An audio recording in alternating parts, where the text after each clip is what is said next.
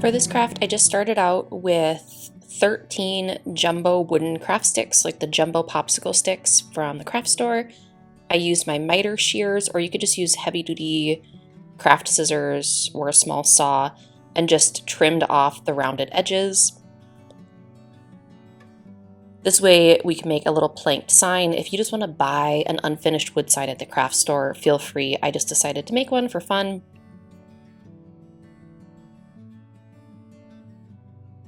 And so then I lined up all 13 of my cut craft sticks, and then I added a little bit of glue in 2 rows because we're going to use two regular wooden paint sticks to make the backer here.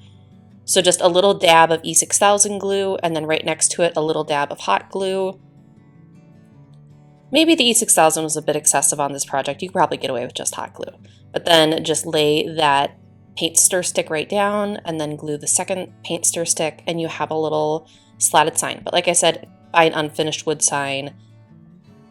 You could make this in a picture frame too, whatever you like. And then I just stained the whole project with Americana gel stains in the color oak, just with kind of a dry-ish paintbrush, just a 1-inch flat paintbrush here, and then I let that dry quickly.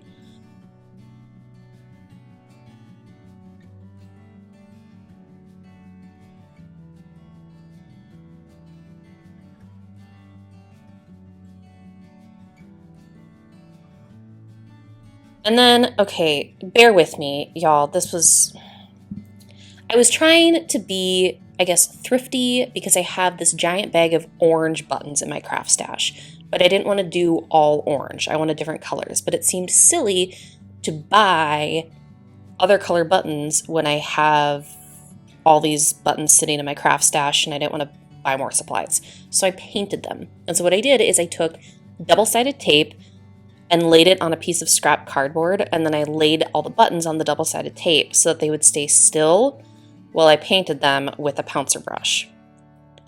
Yes, it took time, but I think it was worth it. So I started with just a coat of white spray primer on everything, and then I used my pouncer brush. So my paint colors are as follows. The green is Waverly chalk paint that I get at Walmart, so Waverly in the color Moss, which I use on a ton of projects. Then the tealish color here is Folk Art Home Decor chalk paint in the color Sage. I know, it's called Sage, but it looks more blue. I don't name the paint colors. And then the final orange, I wanted a more muted orange, so I used Waverly chalk paint in the color Pumpkin, but then I mixed it with a little bit of Home Decor chalk paint in the color Barely Pink, so just like a light pink color, and that really muted it down so it wasn't as bright of an orange color, but use whatever colors you like, or skip this entire step and buy buttons that are in the color that you want in the first place. So then once all that paint had dried, I just peeled all the buttons off of that double-sided tape. I just used a little pen blade there to pry everything off. And then I arranged my pumpkins in a little topiary stacked shape. So blue pumpkin on top, orange, and then green on the bottom. And then to create the base, I just used one of these seed starting pots from Dollar Tree. And because they're cardboard, you can easily cut them in half. And then I just painted it very, very dry brush with a pouncer brush, and this was Folk Art matte chalk paint in the color Parchment, which is like the perfect cream, but not yellow cream, if that makes sense. But just a quick light coat there, and it dried almost instantly. And then put on a movie or a podcast, because now you have to hot glue every single button into place, which took a minute, and this fine point hot glue gun is a lifesaver on tiny detailed projects like this. I will speed this up considerably. I eventually got all of my buttons hot glued into place, and you'll notice I kind of angled my pumpkin shapes so that I could add stems, so they weren't perfectly stacked pumpkins. They were kind of one pointed left, one pointed right, so that I could add the stems sticking out from either side, which you'll see in a second. I just added a little bit of hot glue and styrofoam into that little pot base, hot glued everything together there. And that was the foundation of my pumpkin topiary, and now it's time to embellish. So I just grabbed a twig from the yard and then cut 3 little twig pieces for stems, and then also embellished with the tiniest bit of faux greenery on each stem.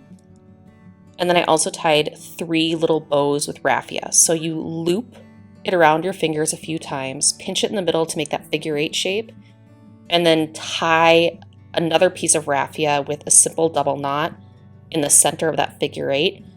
And then you have a quick and easy raffia bow. So I made 3 of those and hot glued all my little embellishments into place.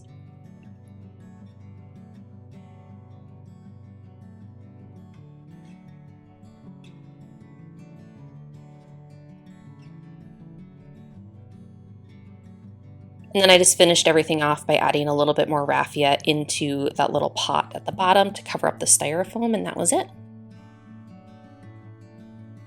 A cute little button pumpkin topiary sign to decorate for fall.